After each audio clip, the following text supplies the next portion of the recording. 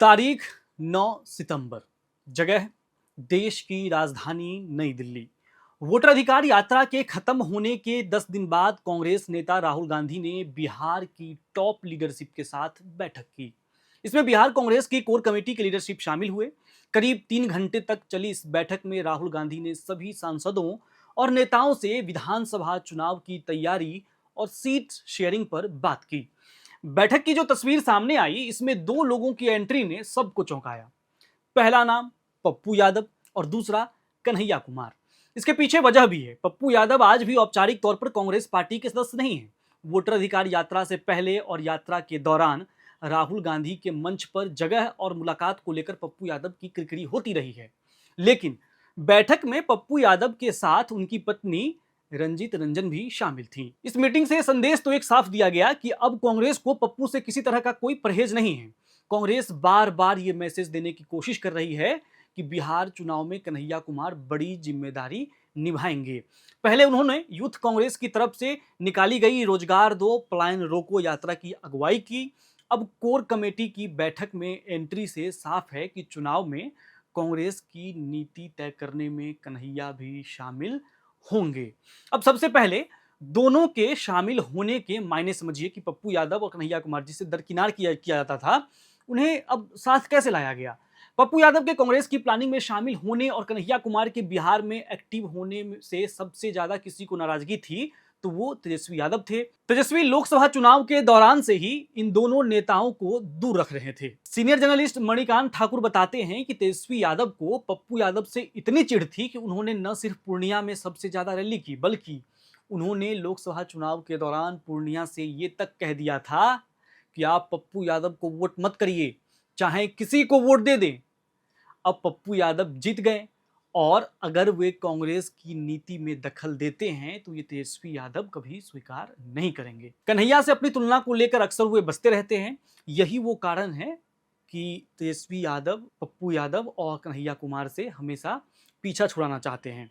अब चलिए 3 पॉइंट्स में समझाते हैं आपको कि कांग्रेस की मीटिंग की इनसाइड स्टोरी क्या है। पहला, कांग्रेस सोर्सेस की माने तो मीटिंग के दौरान कन्हैया ने प्रशांत किशोर के प्रभाव का मुद्दा उठाया।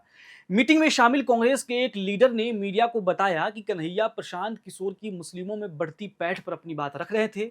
उन्होंने कहा, प्रशांत किशोर लगातार मुस्लिमों के बीच अपनी पकड़ मजबूत कर रहे हैं और लोकप्रिय हो रहे हैं। इसका नुकसान कांग्रेस को हो सकता है। राहुल गांधी ने कन्हैया को बीच में रोका और उनकी इस राय को खारिज कर दिया। उन्होंने अपने सभी नेताओं से साफ कह दिया कि प्रशांत किशोर हमारे कंपटीटर नहीं हैं और न ही वो हमारे फोकस में हैं। कांग्रेस कभी भी जनसुराज और इसके नेता की बातों को तवज्जो नहीं देंगे। मतलब कि एक हाइप क्रिएट नहीं करना है अपनी तरफ से, प्रशांत किशोर को हमेशा छोटा ही देखना है, ये कहने का मतलब होगा राहुल गांधी का। बैठक में सबसे ज्यादा जिस मुद्दे पर चर्चा हुई वो है सीट शेयरिंग। यहां न सिर्फ सभी नेताओं ने 2020 की तरह 70 सीटों पर चुनाव लड़ने की मांग की, बल्कि कांग्रेस के सभी सांसदों ने सीमांचल में ज्यादातर सीटों पर चुनाव लड़ने की डिमांड की। सांसदों ने कहा कि हमारे सभी सांसद सीमांचल से आते हैं, हम वहां मजबूत स्थिति में हैं, ऐसे में हमें सीमांचल में ज्यादा से ज्यादा सीटों पर चुनाव लड़ना चाहिए। कांग्रेस के तारिक अनवर कटिहार से सांसद हैं, डॉक्टर मोहम्मद जावेद किशनगंज से हैं और पप्पू यादव पूर्णिया से सांसद हैं। तो ये लोग जो है ये डिमांड कर रहे हैं कि सीमांचल में तो कांग्रेस को ज्यादातर सीटों पर लड़नी चाहिए। अब ये डिमांड क्यों हो रहे हैं इसे भी समझिए। इस डिमांड के पीछे कांग्रेस सांसदों के अपने स्वार्थ हो सकते हैं। इन तीनों की अपनी सीमाएं हैं। कांग्रेस की ये डिमांड तेजस्वी कभी मंजूर नहीं करेंगे। सीमांचल में ज्यादा सीटों पर चुनाव लड़ने का सीधा मतलब है कि कांग्रेस सीमांचल में अपना वर्चस्व कायम करने की कोशिश करना चाह रही है। इसे लालू यादव भी किसी सूरत में स्वीकार नहीं करेंगे, ये जग जाहिर है, क्योंकि तेजस्वी यादव, आरजेडी या लालू यादव हमेशा चाहेंगे कि बड़े भाई की भूमिका में हम रहें, डोमिनेट ना कर पाए कांग्रेस। तीसरा मामला क्या है जो इस मीटिंग में हुआ है, ये बताते हैं। बैठक में इस बात पर भी सहमति बनी कि अब महागठबंधन की यात्रा के बजाय कांग्रेस अपनी यात्रा निकालेगी। समझ रहे हैं क्या मतलब राहुल गांधी की प्लानिंग क्या है या फिर कांग्रेस की प्लानिंग क्या है? इसका नाम हर घर यात्रा होगा। बैठक के अगले दिन पार्टी के प्रदेश प्रभारी कृष्णा लाबरू ने इसका ऐलान किया। इस यात्रा के दौरान पार्टी उन 14 जिलों में जाएगी जिसमें वोट अधिकार यात्रा के दौरान राहुल गांधी नहीं जा पाए थे। हालांकि यात्रा कब से शुरू होगी कौन से नेता किस जिले में जाएंगे, अभी इसकी औपचारिक घोषणा होनी बाकी है। सोर्स के मुताबिक यात्रा में राहुल गांधी, प्रियंका गांधी और पार्टी के राष्ट्रीय अध्यक्ष मल्लिकार्जुन खड़गे भी शामिल होंगे। मीटिंग के दौरान ये तय हो गया है कि सितंबर के आखिरी तक तीनों नेता बिहार आएंगे। ये यहाँ जनसभा और रोड शो करने के साथ ही जिले में नेताओं के साथ बैठक करेंगे। इस दौरान सबसे ज्यादा फोकस उन सीटों पर होगा जहां कांग्रेस अपना उम्मीदवार उतारना चाहती है। कांग्रेस के एक सीनियर लीडर बताते हैं कि पार्टी के सबसे बड़े लीडर ने 14 रात और 15 दिन बिहार में बिताए। इसका असर राज्य भर के कार्यकर्ताओं पर पड़ा। कांग्रेस इस यात्रा से जो हासिल करना चाहती थी, पार्टी उसमें कामयाब भी रही। अब चुनाव तक पार्टी उसे बरकरार रखना चाहती है। इसी लिहाज से ये यात्रा प्लान की गई है। क्या इस फैसले से तेजस्वी यादव नाराज नहीं होंगे? सवाल है। इस सवाल पर कांग्रेस के प्रदेश लेवल के एक लीडर ने हमें बताया कि हम एक भी ऐसा फैसला नहीं कर रहे हैं जिससे कोई भी नाराज हो।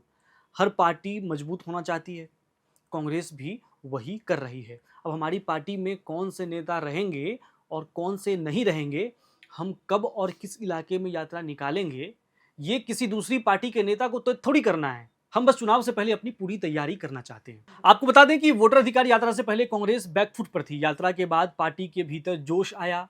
अब इस मोमेंट्स को पार्टी सीट शेयरिंग में भुनाना चाहती है।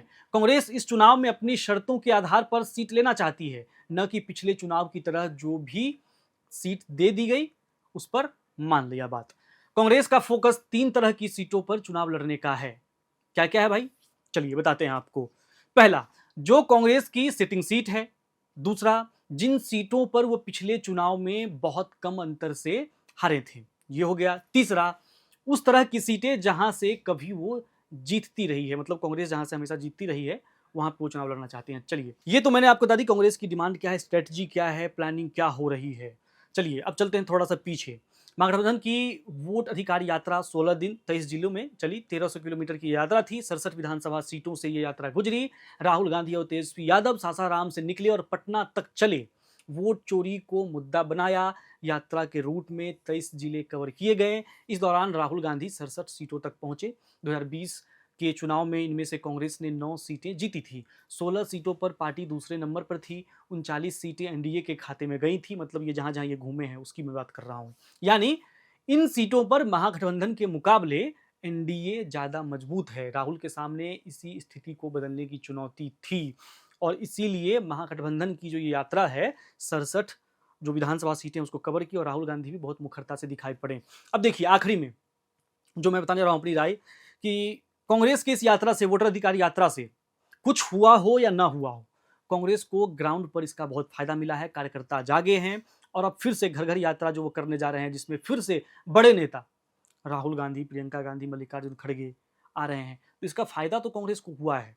वोट में कितना तब्दील होगा ये तो चुनाव परिणाम बताएंगे, लेकिन जो कार्यकर्ता हैं, जो पुराने कार्यकर्ता हैं, जो कांग्रेस को मानने वाले हैं, उनके अंदर जोश आया है। अब चलते हैं थोड़ा तेजस्वी यादव की तरफ कि अब तेजस्वी यादव को जिस जिस चीज से नाराजगी थी उन सभी को कांग्रेस जो है अपने साथ ले रही है। कन्हैया कुमार मीटिंग में थे, पप्पू यादव मीटिंग में थे और अब अकेले कांग्रेस चुनाव के लिए तैयारी करना चाहती है। मतलब अब जो रोड शो होगा, जो यात्रा होगा, जो भी यात्रा भी निकालने वाली है कांग्रेस, ये सब अब अकेले करने जा रही है। तो क्या तेजस्वी यादव इन बातों से सहज हैं या असहज हैं? तो ये जैसे ही खबर आएगी मैं आपको बताऊंगा। फिलहाल कांग्रेस की इस रणनीति पर आप क्या सोचते हैं, अपनी राय कमेंट बॉक्स में लिखिए और बताइए क्या कांग्रेस अकेले चुनाव लड़ने की तैयारी कर रही है क्या, परिस्थितिवश कि अगर सीट नहीं मिला तो अकेले भी लड़ जाएंगे, क्योंकि तैयारी तो इशारा यही कर रही है। खैर बताइए आप अपनी राय कमेंट बॉक्स में बताइए कि कांग्रेस क्या करने जा रही है बिहार में और कांग्रेस का इस बार का प्रदर्शन क्या हो सकता है। लिखिए अपनी राय कमेंट बॉक्स में। चैनल को सब्सक्राइब कीजिए और देखते रहिए एयर नाउ।